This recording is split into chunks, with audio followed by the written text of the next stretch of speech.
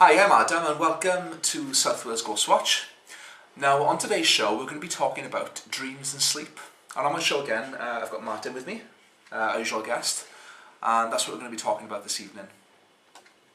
Now Martin, dreams occur during rapid eye movement. What can you tell me about that? There are two sorts of processes that when we sleep. There are non-rapid eye movement sleep and there's rapid eye movement sleep. We go through a cycle of dreams, or a cycle of sleep for 90 minutes. As we go through the night, that cycle repeats itself. That's why after certain times you wake up if you're disturbed by noise, or other times you just sleep all the way through it. Non-REM sleep is sleep designed to refresh the body. REM sleep is effectively a means by which we refresh the mind, process the effects of the day, and we also use that to help deal with trauma. We also know that if we don't get REM sleep, you become more depressed, more anxious, and so on. So each type of sleep fulfills distinct psychological, distinct biological, and distinct recovery. Now we do get dreams in both types of sleep. In REM sleep we dream more vividly, we see colours more, or at least we remember colours more. The dreams are more likely to last for a longer period of time and be more active.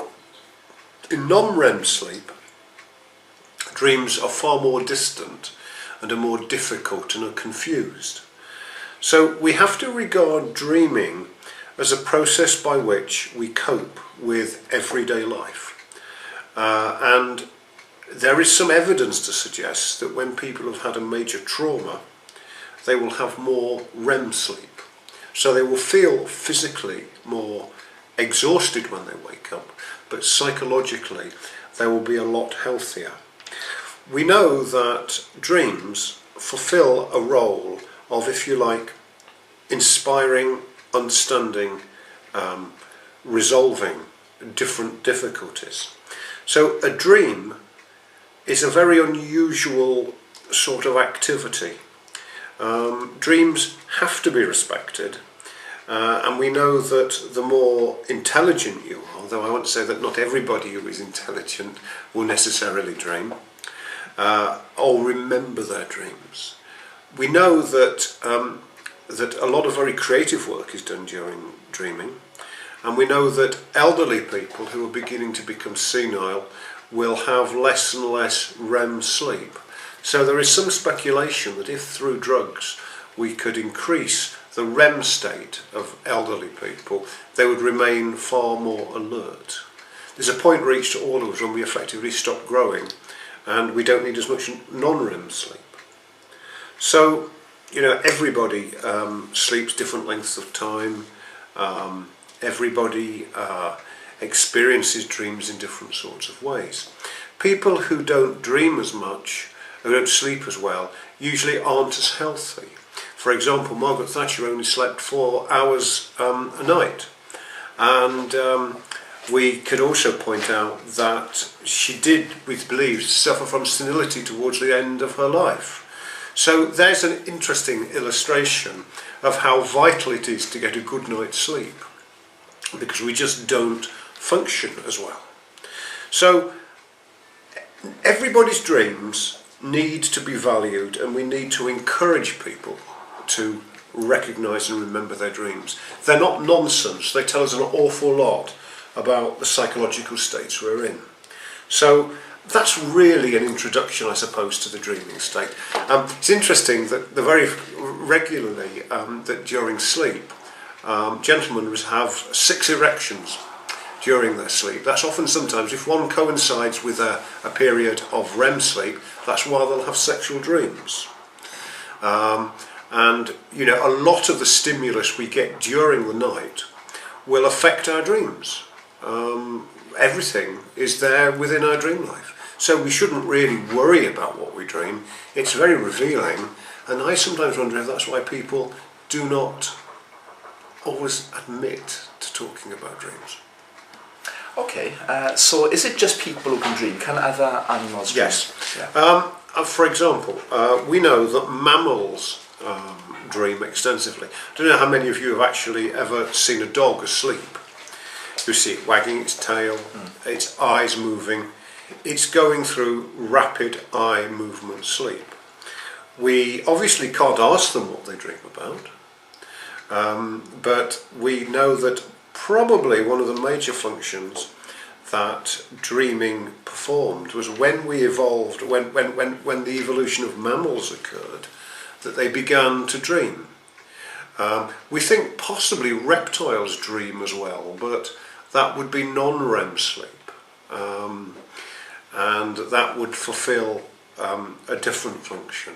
So part of the origins of creativity, part of the ideas about how we become so advanced, often depends on how well we dream. So, dreaming is often dismissed as meaningless, something that's caused by eating too much cheese at night, something that is not necessarily a good thing. But without dreams, we would be stark raving mad. Okay. So what inspiration can dreams give us? Well, there's a long list of creations that have originated in dreams. I can't remember who the scientist is who discovered the structure of the benzene atom. He fell asleep and he dreamt of two snakes intertwined. And when he woke up, he discovered that he was able adequately to understand how the structure of the benzene atom worked. There's a very famous sonata written called the Devil's Sonata. I can't remember, I think it was Haydn who wrote the Devil's Sonata, but I could be wrong on that. Who dreamt that the devil appeared and played a piece of music in front of him. When he woke up, he wrote that music down. We have people like the poet Coleridge, who had a dream where he heard a poem that began in Xanadu did Kubla Khan a mighty pleasure dome decree, where Alf the sacred river ran in caverns measureless to man down to the sunless sea. And the poem went on and on and on, and he too was able to write it down. Stevenson, who developed the idea of steam power, was falling asleep watching the kettle boil, and he kept dozing on in and out of sleep. And when he woke up, he thought we could use that idea of steam to provide power. There are translations that have been adequately done in dreams, and there are also dreams that tell us a lot about ourselves. A friend of mine was in Moscow about 30 years ago, and he dreamt, and that night before he went out to Moscow, we'd all been drinking and making jokes about the KGB arresting him. That night he fell asleep and dreamed of a bee in a cage, a KGB. So that dreams can work on a level of pun, on metaphor, and different ways of illustrating what goes on. So dreams tell us a lot about ourselves. They give us great capacity for creativity, and they also tell us a lot about how people think. That's why in psychotherapy we often ask people what they dream about. For example, one of my clients once dreamt, was haunted by a nightmare in which he was pursued by a hideous monster. We know that once we talked about that hideous monster, he then dreamt he was in my consulting room and he saw a picture of the monster on the wall, and he knew that that monster could no longer affect him. So that was an indication on the unconscious level that we dealt with his fears. Mary Shelley, who wrote Frankenstein, dreamt of the Frankenstein monster and wrote it down. There's all sorts of attitudes and approaches that can be looked at like that. If you don't value your dreams, if you don't respect them, you don't get as much out of them as you possibly could. So a dream and its inspiration tells us what we can be. It also shows us what we are, and it also shows us what we are afraid of. So a dream is like a study, a pastiche of our dynamics of our everyday life. So when we talk about dreams, we have to remember that each person will see dreams in a unique way. Okay. Are dreams an insight into the future then? Well, dreams are a pattern by which we interpret what has gone on. And it may simply be that if we're going through a terrible period where we're harassed and bullied, our dreams may indicate what's happening. Sometimes you can predict psychological breakdowns by what happens in a dream, particularly if you dream of water. I don't mean that if all of you dream about water, you're going to have a psychological breakdown, but you can usually spot what is likely to happen during a dream. I'll give you an example. In the 1930s in Germany, everybody was so under the watch of the Nazi Party that Adolf Hitler began to appear in dreams. And the idea of being watched and so on was there, frightening people in any totalitarian state.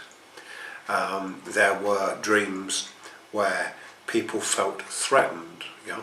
And there was a study done during the 1980s where they found that leading figures like Margaret Thatcher were beginning to appear more in people's dreams. Anybody who's around a long time, for example, will affect the dreams. A lot of people, when Princess Diana died, dreamt the night before that she had died. Now, it wasn't so much that they were predicting the future. It was that people dream frequently that public figures are die. And some people, like Freud, would have said that if we dream of rulers like kings and queens, or prime ministers like Margaret Thatcher, or dictators like Adolf Hitler, they actually reflect aspects of our parents. So that any particular significant figure will always represent, it will be like something else. It will be like somebody who functions in a particular time and a particular representation. I mean, what we'll do at the end after we've done the official reading is I'll run through a particular way that you can work with your dreams and particularly remember them. Okay. Because I think that would be quite a useful approach. I frequently still dream. Sometimes I dream I've lost a client, or there's a particular client who's irritating me, or there's a particular client that I've missed something on, and I usually find that as an indication of something that I have missed or something that I need to pay attention to. Sigmund Freud argued that dreams were fundamentally sexual, so that if we dreamt about a tower, we were dreaming of a penis, and so on. It went on like that. But kind of like symbolism and symbolism. But the main problem with that is that it makes you wonder, if dreams are so elaborate, why they have to be so hidden like that. I don't really believe that the dream hides things from us that we can't find acceptable. I think a dream probably exaggerates and stresses what is crucial to what is going on in your life. So if you dream you're having an affair with the next door neighbour, you have to ask yourself, what does that mean? Well, it might mean you are actually drawn to one another physically, but it might also mean a lot of things. It might mean you get close to everybody. I always remember one lady from the Conservative Party a few years ago had a dream she was having sex with John Major, one of my clients. It came out later, I couldn't imagine John Major as a sexual being at all, but it came out a few months later that during that time he'd been having an affair with Edwina Currie. So obviously, to some people, he was a very exciting man. So using dream symbolism, we can find lots of things that represent how we truly feel. Okay. What was Hippocrates and Aristotle's view on dreams? Well, Both are linked very strongly to the Greek god of sleep, Asclepius.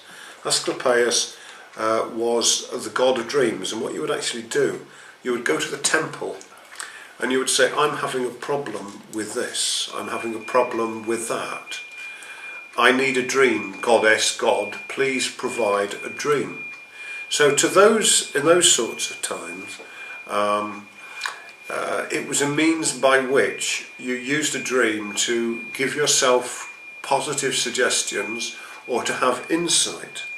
Now, Hippocrates, who was effectively the father of modern medicine, was essentially watching the idea that dreams fundamentally illustrate a psychological process. So it's a representation that not only is health physical, it's also psychological. So that the idea that medicine was balanced between both physical and mental and could be read from dreams was vital. Aristotle, the tutor of Alexander the Great, believed that the creator behind the universe was effectively like the computer in 2001, like HAL, who was essentially a database of information, and that we could share understanding from that database, and that a dream was a message of something we needed to pay attention to. Dreams fulfill that role. Carl Jung believed that all humans shared something called the collective unconscious, which is like a great field of information. And he argued that if you ask people who are psychotic or severely neurotic, their dreams will begin to resemble one another and will resemble mythology. And that by listening to people's dreams, going all the way back to Aristotle, you begin to respect your psychological state, the psyche from the Greek. So a dream, therefore, shows that we are both physical, spiritual, psychological, and that we're processing the information that we are dealing with. So the ancient Greeks really took on board the sense of wholeness, integrated, the balance between the physical and the mental. So a dream is an indication of good health. If you're healthy, you should dream. Now, I don't want to emphasise that if you don't dream, it's probably that you are rather stressed and you need to get more sleep.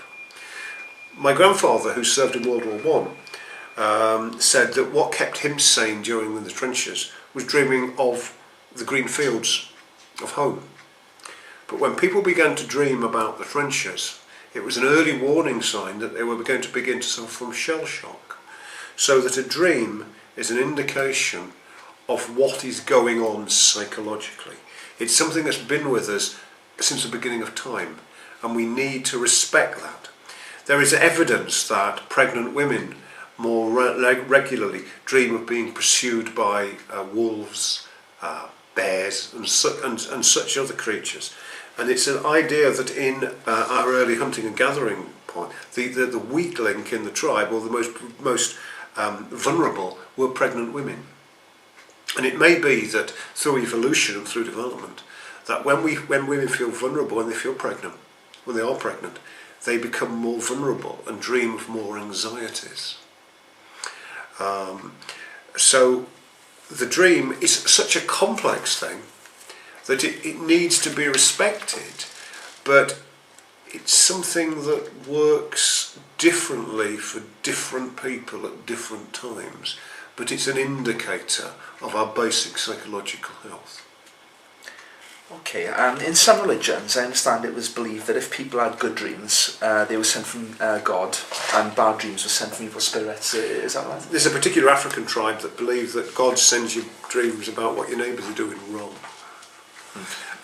There's also a belief that sometimes you have prophetic dreams, you have dreams of great spiritual insight, and that bad dreams, it's a bit convenient to blame it on the devil or bad spirits. I'm afraid I tend to believe that, like Plato, that nobody chooses to do ill or evil deliberately. They do it because they have an absence of knowledge of how they should be. So if we look at good and bad dreams, we need to learn to respect them. We need to learn to say, what does it tell us is good and what is bad? How do we understand the process of dreaming? And what can it reveal about us? And an awful lot can reveal what we believe about the world and the sort of world that we live in, and what we should do and what we shouldn't do. I know all of us, when we have a guilty conscience, may dream about the things we've done, but we may also have great insight and great understanding. And then there are dreams that we call lucid dreams. Now, a lucid dream is a dream when we actually, to all intents and purposes, feel we are awake. When we lucidly dream, we experience all the sensations of everyday life, where perhaps we may have a false awakening, where we believe we've woken up, gone downstairs, got ready for work, and then we wake up in bed. I'm sure we've all had that age when we've actually had this dream, it's worried us, and we wake up and we are so relieved that we actually were dreaming. It was so vivid. A nightmare usually occurs because we're not understanding something about ourselves, and in desperation our mind is trying to communicate things with us.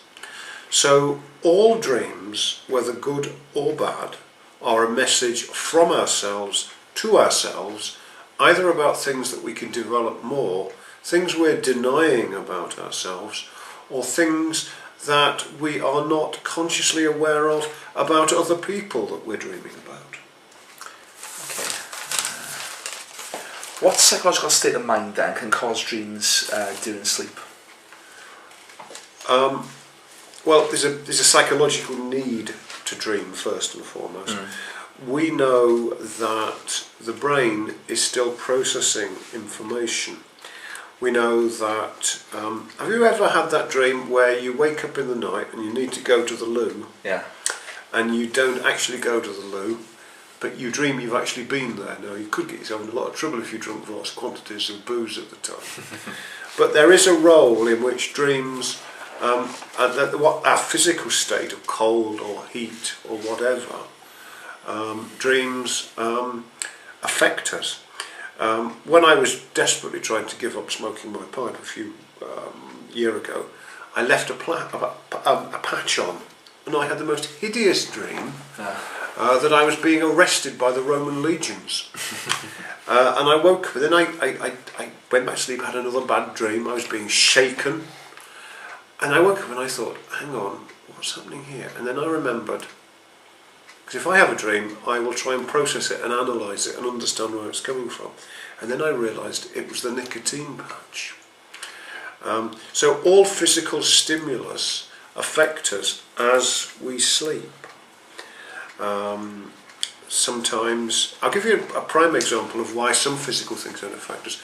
I don't know how many of you sleep with a snorer, but there are some times that we just don't notice them snoring. That's because we're going through a REM period, a non-REM period, where we're deeply, deeply asleep and we just don't notice it. There are situations where we sleep through a storm and everybody else tells us there was a storm last night. So all the time, every physical state we go through will influence the way we dream. Okay. So how can we interpret our dreams? I understand Sigmund Freud developed a technique to interpret dreams, to understand the symbols and motifs. Yeah? Yeah. Everybody's symbols and motifs are different. So really, in a society where everybody lives on the land, is largely agricultural, and gets up when the light comes and goes to bed when it becomes dark, and works on the land and reads weather from the behaviour of animals, birds and whatever, will tend to have very similar dreams. But even within groups of people in very similar societies, they will dream differently. So if I was dreaming of Margaret Thatcher, now if you were somebody who loved her, she might represent great things to you, or she might represent absolute horror. So, you know, if I was working with somebody like that, I would want to know what Margaret Thatcher symbolised to them. If I dreamt I was being pursued by dogs, I might want to ask, do I have a phobia of dogs? Or am I feeling hunted and pursued in my everyday life? So when you get a dream image, it's best to say, how did that dream image develop? Freud believed that our images confabulate. We combine images together. And by combining them, we can take them apart again the next day by saying, where could that come from? What could that be? What does that mean? So that I try to think, well, last night I was watching a programme on and then I dreamt of this, but then that got mixed with this. So I'll break down those figures, yeah, and I'll see what they mean. A very good way to break down an image is to talk to your dreams.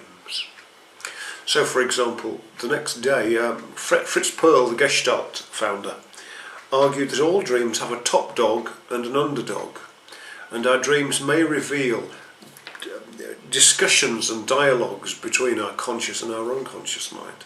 So that if we dream we're having a row with somebody, it might tell that somebody is bossing us around, a part of our nature is bossing us around. If we don't, if we look at the underdog, what qualities am I not developing? Why do I get stuck in this particular situation over and over and over again? So, you know, respect your dreams and you'll get a lot out of them. They're not caused by indigestion or whatever. They're a statement from you. They're a bit like, I suppose, a mixing together of symbols, metaphors, understandings, communications, and we can interpret our dreams in many different ways. Freud said everything was sexual. Carl Jung said that dreams were a rich source of information about our lives and the way we lived. Okay, so are we all dreamers, metaphorically speaking? Well, that's an interesting point. It's the Matrix nightmare. How do we know that we're not dreaming now? There's an old Chinese proverb about a man dreaming he was a butterfly who was dreaming that he was a man. You mentioned lucid dreams as well. Lucid dreams. Now, how do we know that this is not a lucid dream? Well, we think that people with severe psychological traumas believe that life is a dream. Certain times we say it was like a dream. This happened to me, that happened to me. We seem to live in a consistent world, but do we?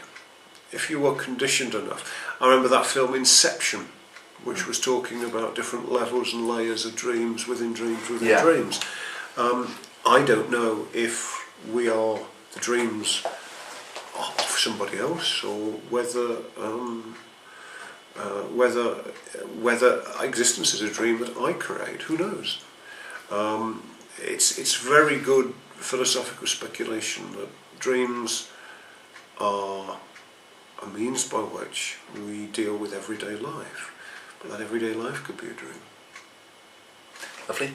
Well, Martin, thanks very much for coming on the show. Is there anything else you'd like to add, or something I missed out? Just to tell you, if you want to remember your dreams tonight, before you go to bed, imagine your dreams are on a chair in front of you as some representation of the dream, and ask your dreams to give you a message about something you can benefit from. Ask that they give you that dream in the most positive way.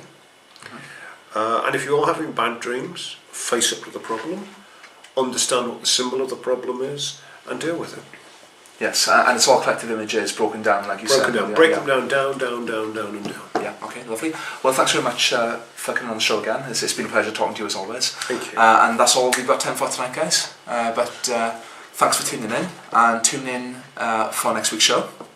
Usual time. Thank you very much. Take care. Bye for now.